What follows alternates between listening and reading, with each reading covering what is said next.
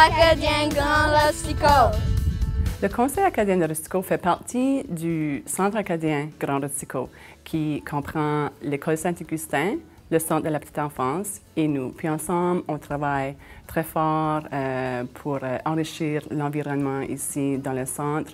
Le Conseil acadien de Rustico, c'est le porte-parole des Acadiens et francophones de la région de Rustico, de l'Île-Prince-Édouard. Et nous avons l'objectif de promouvoir et maintenir la langue et la culture, la langue française et la culture acadienne de Rustico.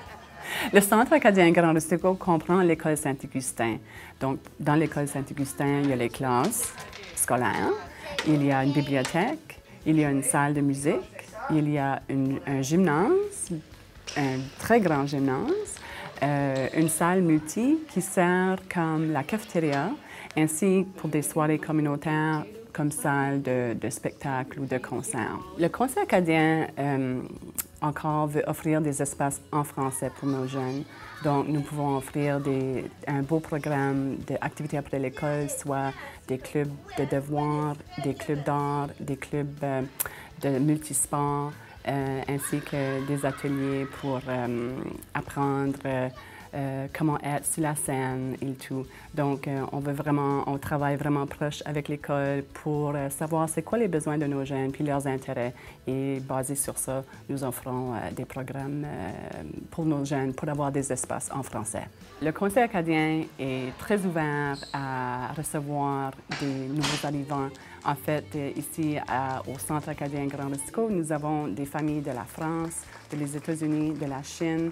Puis, on a vu tellement de beaux résultats avec eux autres. Puis, la participation, ils sont à nos événements, ils viennent faire du bénévolat et ils appuient l'éducation avec leurs enfants. C'est vraiment une belle histoire de succès. Donc, nous sommes très ouverts à accueillir de nouveaux arrivants ici à Rustico. Le Conseil acadien works very closely with the school, École Saint-Augustin, and the daycare here to offer evenings of information sessions on how parents can find resources to help them with their support for their child to be educated in French.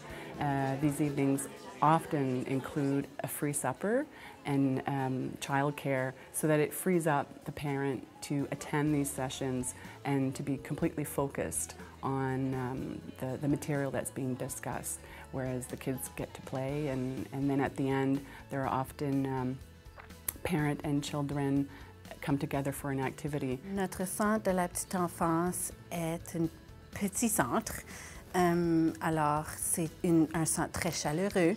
We do some activities outside, in the gym, here in the library. We do circle time, which consists of songs and riddles and games, story time, just anything to make them move and to teach them. Quand un enfant arrive au centre et ne connaît pas un mot de français, premièrement, on trouve que c'est très important qu'ils se sentent très à l'aise et acceptés et confiants. Et là, jour par jour, avec les activités puis les différentes choses, on apprend lentement le français. Tu deviens mon chat! Madame Laurent, tu es la souris! Accroche-toi! Il y a plein d'avantages à étudier à une école comme Saint-Augustin. Premièrement, on est vraiment comme une petite famille, je trouve. Les enseignants collaborent ensemble, les élèves se connaissent bien. Les enseignants connaissent bien les élèves parce qu'ils n'ont pas des grands groupes, donc c'est facile d'avoir un entretien personnalisé avec chacun à tous les jours. On a plusieurs classes combinées à l'école Saint-Augustin. L'avantage avec le multi-âge, c'est qu'on prend l'élève là où il est, vraiment. On appelle ça la différenciation. Ça veut dire qu'on prend l'élève là où il est dans ses apprentissages. Fait qu'il n'y a pas vraiment de distinction dans la salle de classe si l'élève est en première année ou dans deuxième année. Parce qu'un élève de première année peut avancer quand même à son propre rythme, puis il peut quand même dépasser les attentes de première année. Puis c'est pas grave, parce qu'on va le pousser là où il peut aller. Un message important, je pense, c'est de venir, d'oser franchir les portes. du Centre acadien Grand Restico. Et un coup, les portes ouvertes, je pense que c'est l'étape la plus difficile parce qu'après, on peut, avec le communautaire, avec le Centre de la petite enfance, avec tous les organismes qui sont offerts, qui offrent du service en français aux familles, je pense qu'il y a moyen de briser cette gêne-là qui arrive pour rentrer dans un milieu un peu plus francophone, puis d'avoir confiance qu'on va pouvoir aider et guider les parents dans le cheminement qu'ils ont besoin. Puis sinon, juste de venir nous rendre visite par curiosité, prendre les informations.